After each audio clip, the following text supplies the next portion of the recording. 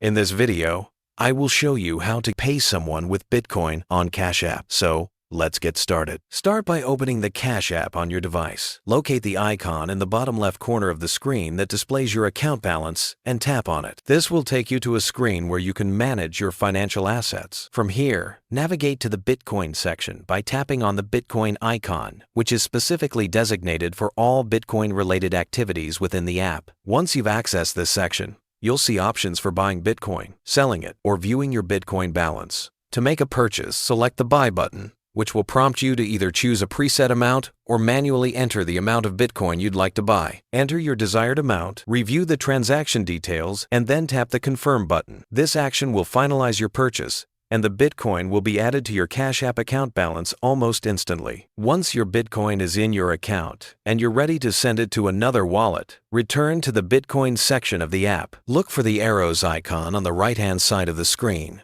and tap on it to initiate the sending process. This will present you with the Send Bitcoin option, which you should select. After selecting Send Bitcoin, the app will guide you to the next screen, where you'll be asked how you'd like to send the Bitcoin. Cash App offers several convenient methods for sending Bitcoin.